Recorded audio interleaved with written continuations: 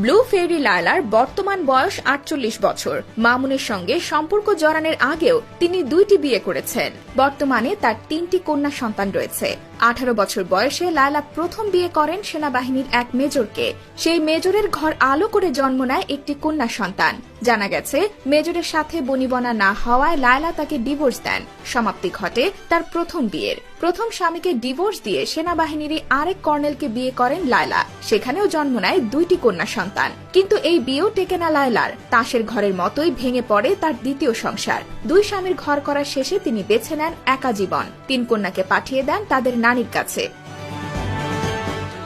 একা থাকার সুবাদেই সোশ্যাল মিডিয়ার বেশ কিছু লোকের সাথে সখ্যতা গড়ে ওঠে লায়লার। প্রিন্স মামুনকে বাড়িতে আনার আগেও তার বাড়িতে একজন ইউটিউবার থাকতেন বলে দাবি করেন কেউ কেউ। প্রিন্স মামুনকে নিজের করে পেতে ওই ইউটিউবারকে তিনি বাড়ি ছাড়া করেছেন বলেও গুঞ্জন আছে।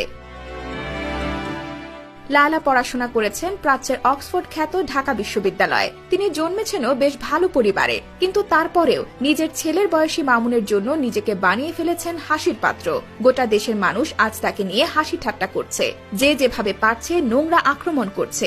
লায়লার যে বর্তমান অবস্থা, তাতে তিনি চাইলে এসব হাসি ঠাট্টা থেকে নিজেকে আড়াল করতে পারেন, কিন্তু কোনোভাবেই তা করছেন না। উল্টো মামুনকে পেতে কখনো তিনি ফেসবুকে এসে কান্নাকাটি করে লাইভ করছেন, তো আবার কখনো মামুনের নামে মামলা করছেন, যা নিয়ে নেটিজেনদের মনে তৈরি হয়েছে নানা প্রশ্ন। ৩ কন্যার মা হয়েও কেন এসব করছেন লায়লা? এর সবটাই কি আলোচনায় থেকে ডলার কামানোর ধান্দা, নাকি এর পেছনে আছে আরো বড় কোনো কারণ? লায়লার ইন্টারভিউগুলোতে দেখবেন তিনি বেশ গুছিয়ে কথা বলেন। কথা বলার ধরনেই বোঝা যায় তিনি বেশ শিক্ষিত। আপনি হয়তো ভাবেন লায়লা যা করছে তা না জেনে বুঝে করছেন, কিন্তু বিষয়টা মোটেই তেমন নয়। লায়লা খুব ভালো করেই জানেন তার অধিকাংশ কাজই নির্লজ্জ আর বেহায়াদের মতো। তবে তার দাবি, ভালোবাসার জন্যই তিনি এমন ব্যক্তিত্বহীন হতে বাধ্য হয়েছেন। অর্থাৎ তিনি যা করেছেন তার সবই মামুনকে ভালোবেসে করেছেন।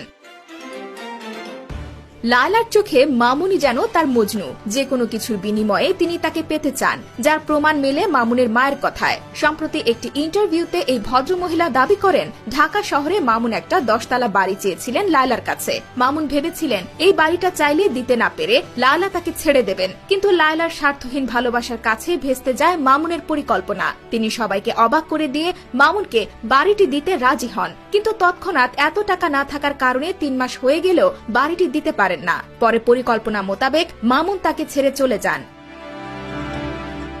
মামুনকে পাবার জন্য এমন কিছু নেই যা লায়লা করেনি।